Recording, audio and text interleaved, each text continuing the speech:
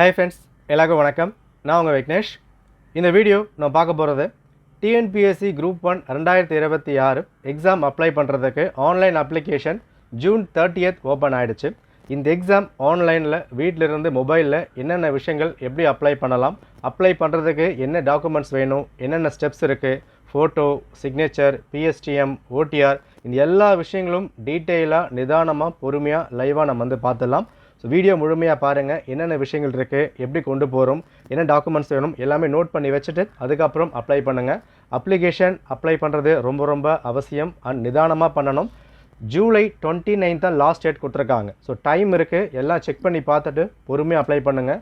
நம்ம கஷ்டப்பட்டு படிச்சுக்கிட்டு இருக்கோம், பட் எந்த ஒரு காரணம் கொண்டும் அப்ளிகேஷன் ரிஜெக்ட் ஆகக்கூடாது. நான் வந்து பயம் பொறுத்தணும் அந்த மாதிரி சொல்லவே இல்லை, ஒரு வார்னிங் மெசேஜ் நான் கொடுக்குறேன். ஸோ எல்லாம் டீட்டெயிலாக பார்த்துட்டு அதுக்கப்புறம் அப்ளை பண்ணுங்கள். அப்ளை பண்ணும் போது டவுட்ஸ் இருக்குது, இல்லை நீங்கள் எதிர்பார்த்த விஷயங்கள் வீடியோவில் ஃபுல்லாக கவர் ஆகலைன்னா கமெண்ட் பண்ணுங்கள். அதெல்லாம் கிளியர் ஆனதுக்கப்புறம் அப்ளை பண்ண ஸ்டார்ட் பண்ணலாம். ஓகே, சரி பார்ப்போம். ஸோ அப்ளிகேஷன் ஸ்டார்ட் ஆகிறதுக்கு முன்னாடி என்னென்ன டாக்குமெண்ட்ஸ் வேணும், என்னென்ன விஷயங்கள்லாம் இருக்குது அது எல்லாமே நான் சொல்லிடுறேன். அதெல்லாம் கலெக்ட் பண்ணி வச்சுட்டு அதுக்கப்புறம் அப்ளை பண்ணுங்கள். Okay right. ஸோ அப்ளை பண்ண போகிறது www.tnpsc.gov.in. இங்கே தான் நீங்கள் அப்ளை பண்ண முடியும், வேறு எந்த வெப்சைட் இல்லை. ஃபுல்லாக நம்ம வந்து பார்த்துடலாம். ஓகேவா? இல்லை ஃபர்ஸ்ட் நீங்கள் ரெடி பண்ண போகிறது உங்களோட photo and signature. And group 1 இந்த லாஸ்ட் 6 டேஸ்க்கான ஒரு கிராஷ் கோர்ஸ் டெஸ்ட் சீரிஸ் மாதிரி வந்து போய்கிட்டு இருக்கு, வித் ஆஃபர் ப்ரைஸ் போயிட்டுருக்கு. டிஸ்கிரிப்ஷன் லிங்க் கொடுத்துருக்கேன், செக் பண்ணி பாருங்கள். ஓகேனா ஜாயின் பண்ணிக்கோங்க. சரிங்க, பார்த்துலாம். ஃபோட்டோ இங்கே என்ன ஃபார்மெட் கொடுத்துருக்காங்களோ இந்த ஃபார்மெட் தான் இருக்கணும். கிளியராக கொடுத்துருக்காங்க பாருங்கள்.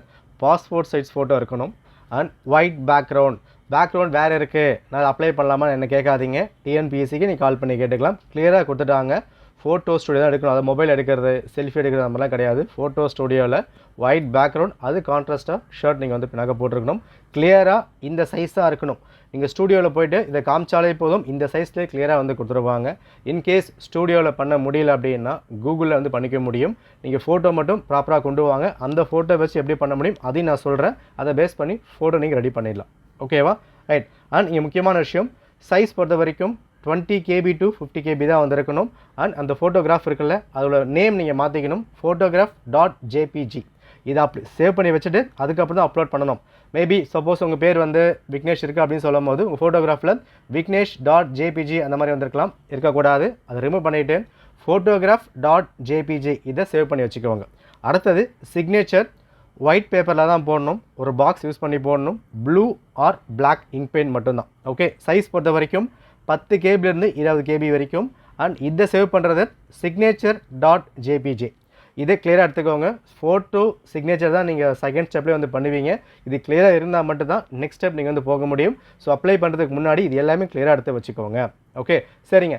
இன்கேஸ் ஸ்டூடியோவில் இந்த சைஸ் பண்ண முடியல அப்படின்னா உங்கள் ஃபோட்டோ காப்பி இருக்குல்ல, அதை வந்து வாங்கிக்கோங்க. அதை வாங்கிட்டு கூகுளில் டிஎன்பிஎஸ்சி ஃபோட்டோ கம்ப்ரஸ் அப்புறம் மாதிரி போடுங்க. ஃபர்ஸ்ட் லிங்கே வந்து வரும், அதை வந்து கிளிக் பண்ணிக்கோங்க. ஓகே, ஸோ இதை கிளிக் பண்ணுங்கள். பாருங்கள், ஏதாவது சாம்பிள் வந்து கொடுத்துருக்காங்க. ஸோ இந்த இடத்துல உங்களோட என்ன நேம் வந்து வரணும் அதை வந்து என்டர் பண்ணிக்கோங்க. அண்ட் என்றைக்கு நீங்கள் எடுத்தீங்க அந்த டேட்டை வந்து போட்டுக்கோங்க. நீங்கள் சூஸ் பண்ணுற ஃபைல். ஓகே, இது எல்லாமே நீங்கள் போட்டுட்டு டவுன்லோட் கொடுத்தீங்க அப்படின்னா டிஎன்பிஎஸ்சி என்ன சைஸ் வேணும், என்ன சென்டிமீட்டர், என்ன சைஸ் எல்லாமே கிளியராக வந்து கொடுத்துருவாங்க. நேம் மட்டும் சேஞ்ச் பண்ணிவிட்டு நீங்கள் அப்லோட் பண்ணிக்கலாம். சிக்னேச்சரும் அதே மாதிரி தான், ஒரு ஒயிட் பேப்பரில் சைன் வந்து போட்டுருங்க. அதை ஃபோட்டோ எடுத்துக்கோங்க. எடுத்துகிட்டு இதில் போய்ட்டு டிஎன்பிஎஸ்சி சைன் கம்ப்ரஸர் அப்புறமா டைப் பண்ணுங்கள். ஃபர்ஸ்ட் லிங்க் வந்து வரும். அந்த லிங்க்கில் அந்த இமேஜ் அப்லோட் பண்ணால் போதும், அதுக்கு ஏற்ற மாதிரி பாக்ஸு சைஸ் எல்லாமே கொடுத்துருவாங்க. நீங்கள் அப்லோட் பண்ணிக்க முடியும். ஓகே, ரொம்ப வந்து மெனக்கெட வேணாம், ஈஸியான வேலை தான். ஸ்டூடியோவில் நீங்கள் இல்லை அங்கே பண்ண முடியல அப்படின்னா அந்த ஃபோட்டோ மட்டும் சாஃப்ட் காப்பி வந்து வாங்கிட்டு இந்த மாதிரி டிஎன்பிஎஸ்சி ஃபோட்டோ கம்ப்ரஸர் சைன் கம்ப்ரஸரில் என்டர் பண்ணிக்கோங்க. நேம் கரெக்டாக வந்து கொடுங்க. 10th சர்டிஃபிகேட் என்ன இருக்கோ அந்த நேம் வந்து கொடுத்துக்கோங்க. இனிஷியல் டேட் எல்லாமே கொடுத்தீங்கன்னா இவங்களே இது எல்லாமே ப்ராப்பராக சென்டர் பண்ணி கொடுத்துருவாங்க. எதுவுமே நீங்கள் மாற்ற வேண்டிய அவசியம் கிடையாது. எல்லாமே கிளியராக கொடுத்துருவாங்க. அதுக்கப்புறம் அப்ளை பண்ண ஸ்டார்ட் பண்ணிடலாம். ஓகே, சரி பார்த்துலாமா?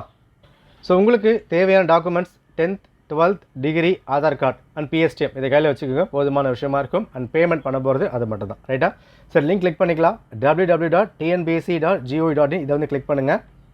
நீங்கள் டிஎன்பிஎஸ்சி லிங்க் கிளிக் பண்ணாலும் ஓகே, இல்லைனா கூகுளில் போய்ட்டு டிஎன்பிஎஸ்சி போட்டாலும் உங்களோட ஃபஸ்ட் பேஜ் இந்த மாதிரி தான் வந்து வரும். ஏன்னா குரூப் 2A ரிசல்ட் இப்போ விட்டுருக்காங்க, கொடுத்துருப்பாங்க. இங்கே ஹோம் பேஜ் வந்து கிளிக் பண்ணிக்கோங்க. Okay right.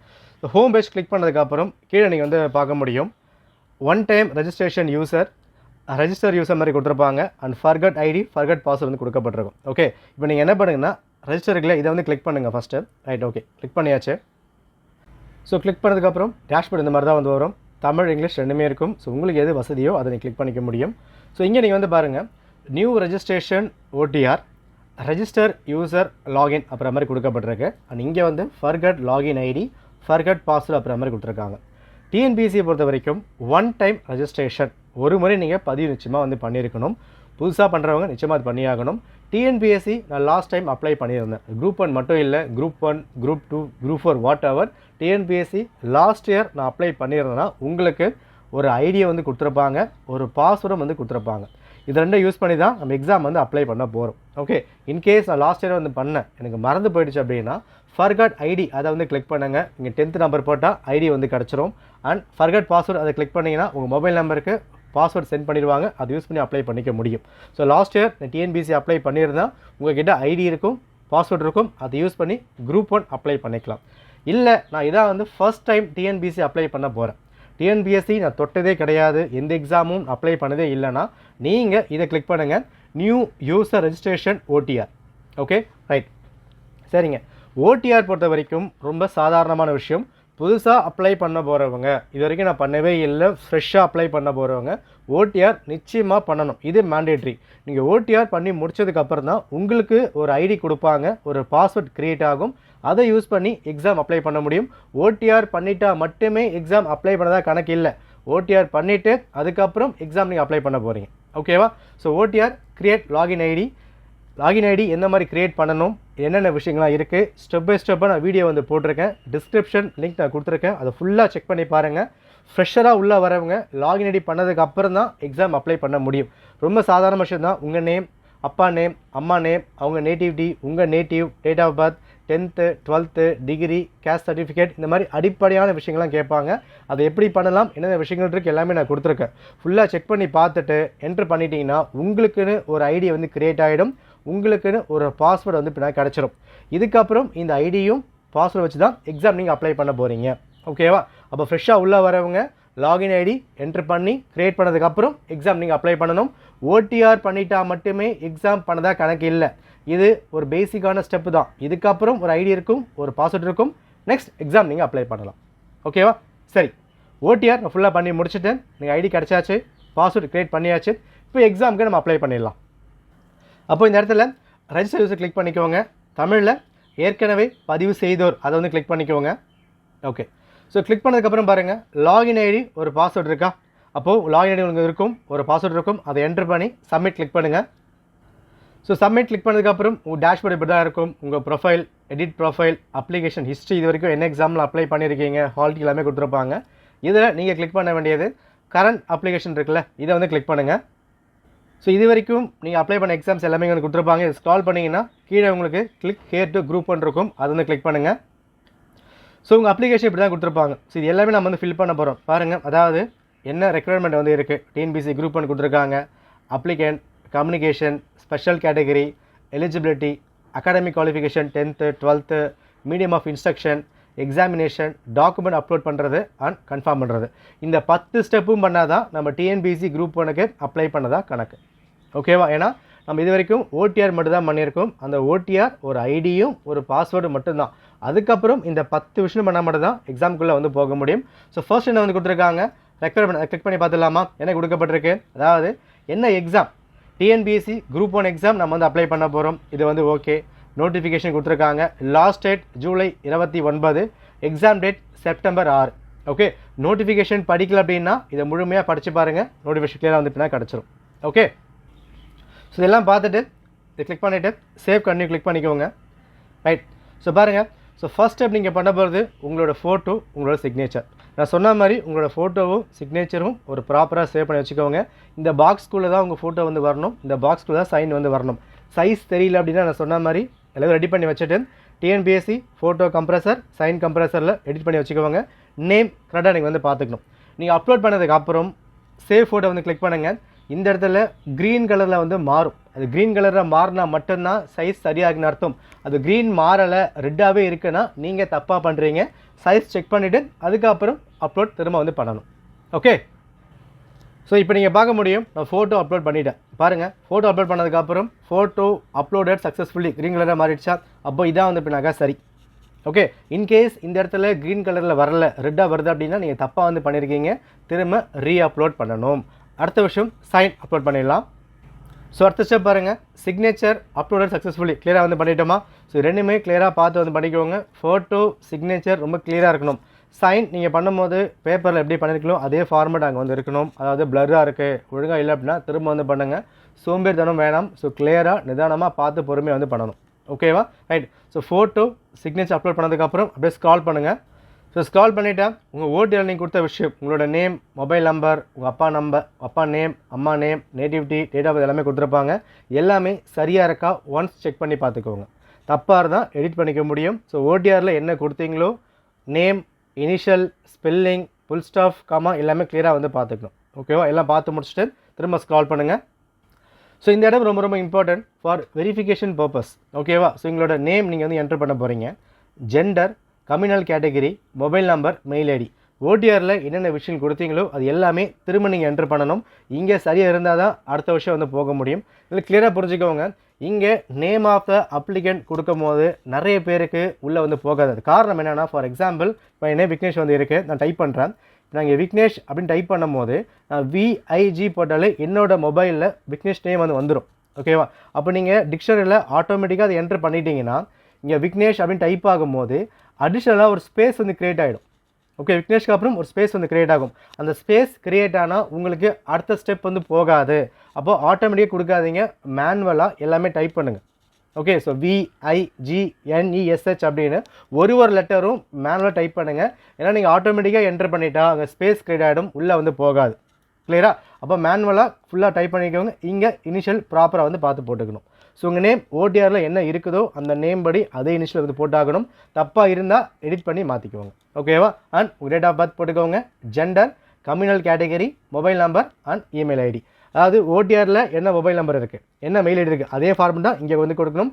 எல்லாம் என்டர் பண்ணிவிட்டு இந்த பாக்ஸ் கிளிக் பண்ணிவிட்டு சேவ் ப்ரெஸ் வந்து கொடுங்க. இன்கேஸ் தப்பாக இருக்குது அப்படின்னா ஓடிஆரில் நீங்கள் சரி பண்ணிக்க முடியும். ஒன்ஸ் நீங்கள் செக் பண்ணி சரி பண்ணிக்கோங்க. ஓகே, ஸோ அடுத்த பாக்ஸ் உங்களோட அட்ரஸ் வந்து கொடுத்துருப்பாங்க. Address line 1, line 2, village, state, districts எல்லாமே கொடுக்கப்பட்டிருக்கும். கிளியராக உங்கள் ஆதார் கார்டில் இருக்கிற விஷயங்கள் நீங்கள் ஓடியில் என்ன கொடுத்தீங்களோ அது ஃபுல்லாக செக் பண்ணி பார்த்துட்டு ஸோ அடுத்ததில் ஐ சர்டிஃபிகேட் கிளிக் பண்ணிட்டு சேவ் பண்ணி கிளிக் பண்ணிக்கோங்க. ஸோ அடுத்த பாக்ஸ் நம்ம வந்து பார்த்துருவோம். ஃபர்ஸ்ட் என்ன கொடுத்துருக்காங்க, டிஃப்ரெண்ட் ஏபிள் அப்புறம் மாதிரி கொடுக்கப்பட்டிருக்கு. எஸ் நோ அதை வந்து கொடுத்துருக்கோங்க. ஸோ மாற்றுத்திறனாளிகள் கொடுக்கப்பட்டிருக்கு.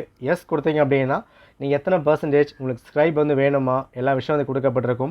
டைம் எக்ஸ்ட்ரா வந்து வேணுமா, இது எல்லாமே நீங்கள் சர்டிஃபிகேட் கையில் வந்து இருக்கணும். நம்ம சும்மாலாம் கொடுத்துருக்க முடியாது.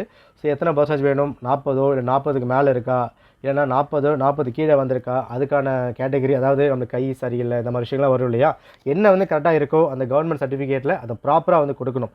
40க்கு மேலே 40 கீழே என்ன ப்ராப்ளம் இருக்குது, கண்ணு ப்ராப்ளமாக இருக்கா, இல்லை காது ப்ராப்ளமாக இருக்கா, எல்லாமே கிளியராக வந்து கொடுத்தாகணும். ஏன்னா இது எல்லாமே கட் ஆஃப்க்கு வந்து உதவும். நம்ம சும்மாலாம் கொடுத்துருக்க முடியாது. எல்லாமே கட் ஆஃப் பேஸ் பண்ண விஷயங்கள்லாம் கிளியராக பார்த்து கொடுங்க. எஸ் கொடுத்தா எல்லாமே ஃபில் பண்ணி ஆகணும். ஸ்னோ கொடுக்கும்போது இதெல்லாம் உங்களுக்கு ப்ராப்ளம் வந்து இல்லை. ஓகேவா? அந்த எக்ஸ் சர்வீஸ்மெண்ட் கேட்கப்படுது, எஸ் நோ அதை பார்த்து கிளிக் பண்ணிக்கோங்க. எல்லாம் பண்ணதுக்கப்புறம் சர்டிஃபிகேட் கிளிக் பண்ணிவிட்டு சேவ் பண்ணியும் கிளிக் பண்ணிக்கோங்க. Okay, right. ஸோ அடுத்த விஷயம், நீங்கள் கவர்மெண்ட் எம்ப்ளாயாக பண்ண வந்து கேட்குறாங்க. எஸ் நோ அதை பார்த்து கொடுக்கலாம். எஸ் கொடுத்தீங்க அப்படின்னா என்ன நீங்கள் வேலை வந்து பார்க்குறீங்க, என்ன ஆர்கனைசேஷன், எப்போ நீங்கள் ஜாயின் பண்ணீங்க, என்ன போஸ்ட் இருக்கீங்க, எம்டியா, சிஓ அந்த மாதிரி போஸ்ட் வந்து பின்னாடி கொடுத்தாகணும். அண்ட் நீங்கள் அந்த எக்ஸாம் அப்ளை பண்ணுறதுக்கு அவங்ககிட்ட என்ஓசி நீங்கள் வாங்கிட்டீங்களா, ரொம்ப ரொம்ப இம்பார்ட்டன்ட். ஒரு கவர்மெண்ட் ஜாப் இருக்கும் போது அந்த கவர்மெண்ட் ஜாப்லேருந்து நீங்கள் அடுத்த எக்ஸாம் எழுதுறீங்கன்னா அதுக்கான பெர்மிஷன் நிச்சயமாக நீங்கள் வாங்கியிருக்கணும். அதை நீங்கள் வந்து பார்த்துக்கணும். உங்கள் மேலே எதனா ஒரு ஆக்ஷன் எடுத்திருக்காங்க அதை கொடுத்த, அதாவது ஒழுங்கு நடவடிக்கை சொல்லுவாங்க இல்லையா, அந்த ஒழுங்கு நடவடிக்கை டிசிப்ளினரி ஆக்ஷன் எடுக்கப்பட்டிருக்குன்னா அது நீங்கள் வந்து கிளியராக வந்து கொடுத்தாகணும். எல்லாமே கவர்மெண்ட் ஜாப்பில் இருந்தால் ஃபில் பண்ணி தான் ஆகணும். இதை நீங்கள் ஸ்கிப் பண்ண முடியாது, யாரும் ஏமாற்ற முடியாது. சில பேர் குரூப் 2 இருப்பீங்க, குரூப் 1 ட்ரை பண்ணுவீங்க, குரூப் 4 இருப்பீங்க, குரூப் 1 ட்ரை பண்ணுவீங்க. அப்போ நிச்சயமாக நீங்கள் இந்த எல்லா விஷயமும் கிளியராக கொடுத்து தான் வந்து ஆகணும். எஸ் அப்படின்னு கொடுத்தீங்க அப்படின்னா. ஓகேவா? ரைட். ஸோ அடுத்த விஷயம் வந்து பாருங்கள், கவர்மெண்ட் எம்ப்ளாயும் கேட்கப்பட்டிருக்கு. எஸ்ன்னு பார்த்து கொடுத்துக்கலாம். டிபார்ட்மெண்ட் டிஸ்குவாலிஃபிகேஷன், இதுக்கு முன்னாடி டிஎன்பிஎஸ்சி கண்டக்ட் பண்ண எக்ஸாமில் நீங்கள் டிஸ்குவாலிஃபை ஆகிருக்கீங்களா, அதாவது நம்ம ஒழுங்காக வந்து எக்ஸாம் செய்தலை, இல்லை எக்ஸாம் ஹால்குள்ளே ஒரு மொபைல் கொண்டு போகிறோம், டிபார் பண்ணப்பட்டிருந்தால் அதுக்கான விவரங்கள் கிளியராக இங்கே வந்து கொடுத்தாகணும். அதை வந்து பார்த்துக்கோங்க. நெக்ஸ்ட், கிரிமினல் கேஸ் உங்கள் மேலே வந்து இருக்கா, எஸ் கொடுத்தா உள்ளே வந்து போக முடியாது, நோ தான் வந்து கொடுத்தாகணும். அதை மைண்டில் வச்சுக்கோங்க. பட் இருந்தால் மறைக்க முடியாது. ஸோ தேவையாக மாட்டிக்காதீங்க, கிளியராக பார்த்து வந்து கொடுங்க. மோர் தென் 1 லிவிங் ஸ்பௌஸ் அதை வந்து பார்த்து கொடுத்துட்டு எல்லாமே கொடுத்துட்டு சேவ் பண்ணி கிளிக் பண்ணுங்கள். இதெல்லாமே பேசிக்கான விஷயங்கள் தான். Okay, right. ஸோ அடுத்து வந்து பாருங்கள், இங்கே 10th அப்லோட் பண்ணணும். ஓகேவா? 10th பொறுத்த வரைக்கும் டேட் ஆஃப் பப்ளிஷன் ரிசல்ட் உங்கள் 10th மார்க் ஷீட்லேயே கிளியராக வந்து கொடுத்துருப்பாங்க. ஸோ பார்த்து கொடுங்க. சர்டிஃபிகேட் நம்பர் ரெஜிஸ்டர் நம்பர் கிடையாது. உங்கள் சர்டிஃபிகேட்டில் ரைட் மோஸ்ட்லேயோ லெஃப்ட் மோஸ்ட்லேயோ ஒரு நம்பர் வந்திருக்கும். அந்த நம்பர் தான் வந்து கொடுக்கணும். ரெஜிஸ்டர் நம்பர் எக்ஸாமில் எழுதியிருப்பீங்களா அந்த நம்பர் கிடையாது. சர்டிஃபிகேட்டுக்கு ஒரு நம்பர் இருக்கும், அதை நீங்கள் வந்து கொடுத்தாகணும். நாம் தமிழை ஒரு லாங்குவேஜாக படித்தோமா அதை வந்து கொடுத்துருக்கோம். சில பேர் தமிழ் படிச்சிருக்கலாம், ஹிந்தி படிச்சிருக்கலாம், ஃப்ரெஞ்சு படிச்சிருக்கலாம். அப்போது ஃபஸ்ட்டு விஷயம் date of publication, certificate number, Tamil படிச்சிங்களா அது கேட்குறாங்க, அது கிளியராக வந்து கொடுத்துக்கணும். ஓகேவா? நெக்ஸ்ட்டு 12th இல்லைனா ஐடிஐயோ ட்ரைனிங் பண்ணிருக்கீங்கன்னா உங்களோட பப்ளிகேஷன் ரிசல்ட், என்ன கோர்ஸ் நீங்கள் வந்து படிச்சிருக்கீங்க, சர்டிஃபிகேட் நம்பர் அண்ட் இங்கே தமிழ் வந்து கொடுக்கப்பட்டிருக்கு. இங்கே நேம் ஆஃப் கோர்ஸ் பொறுத்த வரைக்கும் தெளிவாக பாருங்கள். 12th இல்லை ஐடிஐயா ட்ரைனிங் அது கிளியராக வந்து கொடுத்துக்கணும். சப்போஸ் இன்கேஸ் 12th படிக்காமல் இருந்திருக்கலாம், ஐடிஐ வந்து படிச்சிருக்கலாம். ஸோ அது பார்த்து கொடுத்துக்கணும். அப்போ 10th-க்கும் 12th-க்கும் டிகிரி சர்டிஃபிகேட் நம்பர் வந்து கொடுக்கணும். டிகிரி நம்பர் சர்டிஃபிகேட் பொறுத்த வரைக்கும் உங்கள் ரெஜிஸ்டர் நம்பர் கிடையாது. உங்கள் மார்க் ஷீட்டில் டாப் மோஸ்ட்டில் வந்து நம்பர் வந்திருக்கும், அந்த நம்பர் தான் வந்து கொடுக்கணும். அண்ட் தமிழ் படிச்சிங்களா படிக்கலையா அதே வந்து பார்த்து கொடுங்க. எப்படி கண்டுபிடிக்கலாம்? உங்கள் மார்க் ஷீட்லேயே ஹிஸ்ட்ரி, ஜியாகிரஃபி, சோஷியல், தமிழ் அப்படின்றக்கா அப்போ எஸ் நீங்கள் வந்து கொடுக்கலாம். சில பேர் ஹிந்தி படிச்சிருப்பீங்க, அப்போ தமிழுக்கு நோ தான் வந்து கொடுத்து ஆகணும். ஓகேவா? இது 12th. இன்கேஸ் நான் 10th முடிச்சுட்டேன், 11th 12th படிக்கல, டிப்ளமோ படித்தேன் அப்படின்னா சேம் அதே ஃபார்மட் தான். டிப்ளமோ நீங்கள் கிளியராக வந்து கொடுத்துக்கலாம். 12th நீங்கள் ஸ்கிப் பண்ணிக்கலாம். 12th படிக்காத பட்சத்தில் ஸ்கிப் பண்ணி என்ன பண்ணிக்க முடியும்? டிப்ளமோ நீங்கள் வந்து என்டர் பண்ண முடியும். அப்போ 10th 11th and 12th இல்லைனா 10th அதுக்கப்புறம் டிப்ளமோ நீங்கள் என்டர் பண்ணணும். ஓகேவா? என்டர் பண்ணி முடிச்சதுக்கப்புறம் டிகிரி வந்து கேட்டிருக்காங்க. ஸோ கிளியராக வந்து பாருங்கள், நீங்கள் டிகிரி முடிச்சிட்டீங்க.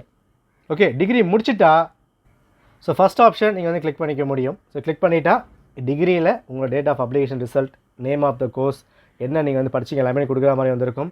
இல்லை நீங்கள் ஃபைனல் இயர் தான் படிங்க அப்படின்னா இதை வந்து இப்படின்னா கிளிக் பண்ணிக்க முடியும். ஓகேவா?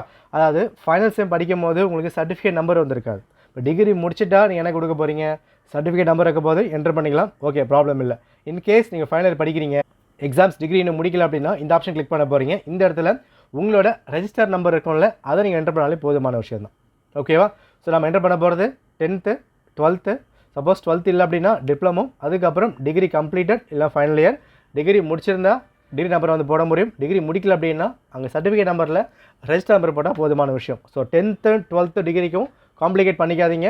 10th and 12th certificate number தான் என்டர் பண்ணணும். அண்ட் டிகிரி பொறுத்த வரைக்கும் டிகிரி ஃபினிஷ் பண்ணிட்டா சர்டிஃபிகேட் நம்பர், டிகிரி ஃபினிஷ் பண்ணலை ஃபைனல் இயர் இப்போ தான் படிக்கிறீங்க அப்படின்னா நீ கொடுக்க போகிறது roll number or register number. ஓகேவா? என்டர் பண்ணலாமா? இது டவுட்ஸ் இருந்தால் கமெண்ட் பண்ணி கேட்டு அதுக்கப்புறம் என்டர் பண்ணுங்கள். ஸோ 10th 12th டிகிரி எல்லாம் முடிச்சதுக்கப்புறம் ப்ரிஃபரன்ஷியல் குவாலிஃபிகேஷன் கொடுக்கப்பட்டிருக்கலையே, அதாவது ஒரு சில எக்ஸாம்ஸ்க்கு வந்து ஒரு சில போஸ்ட்டுக்கு எக்ஸ்ட்ரா ப்ரிஃபரன்ஸ் கொடுத்துருப்பாங்க.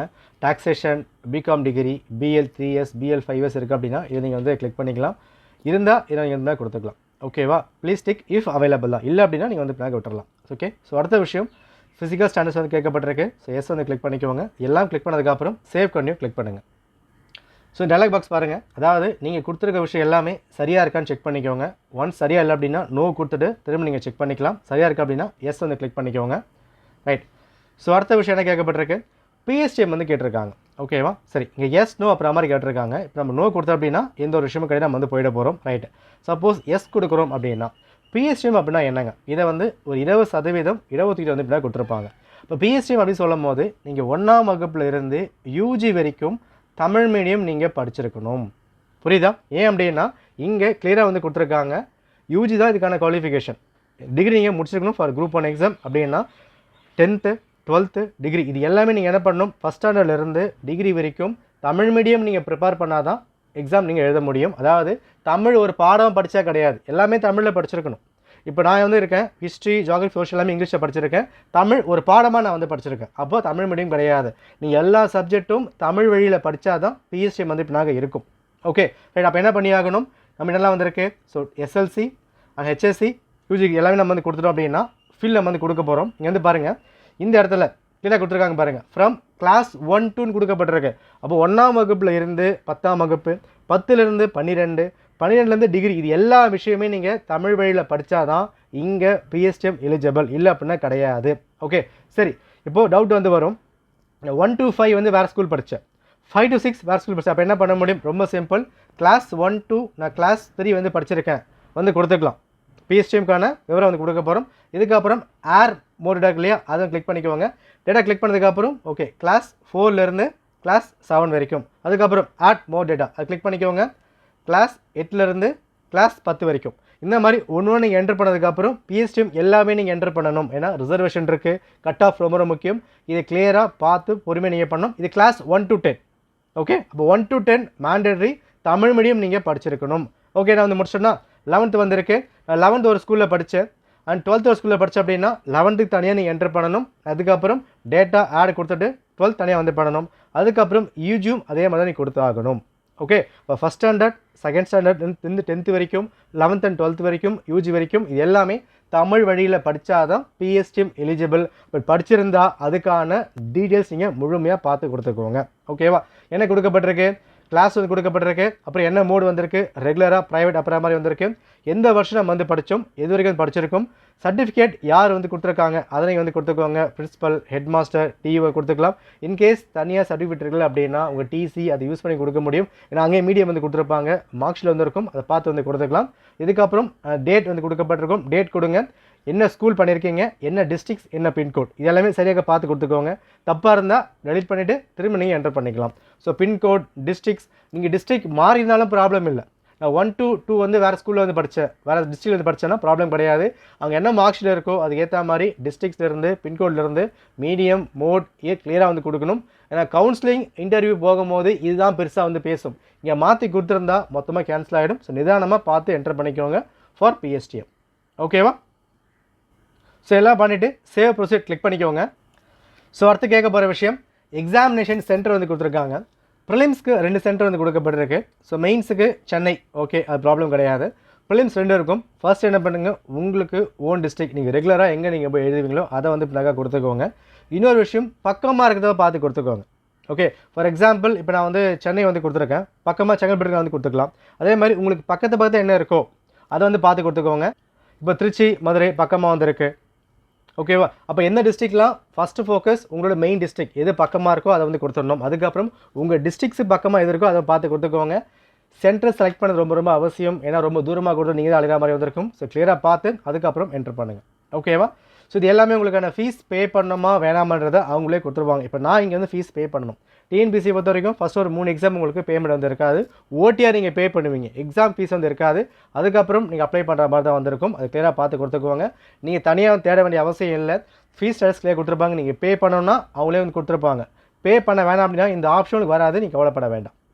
ஓகேவா, ஸோ சிலபஸ் கொடுத்துறாங்க பாருங்கள். ஜிஎஸ், அப்புறம் ஆப்ட் மென்டல் அபிலிட்டி, மெயின்ஸ் பொறுத்த வரைக்கும் பேப்பர் 1, 2, 3, 4 எல்லாமே வந்திருக்கு. அதுக்கப்புறம் இன்டர்வியூ. ஓகே, எல்லாம் சரியாக இருக்குது அப்படின்னா இது கிளிக் பண்ணிவிட்டு சேவ் பண்ணி கிளிக் பண்ணுங்கள்.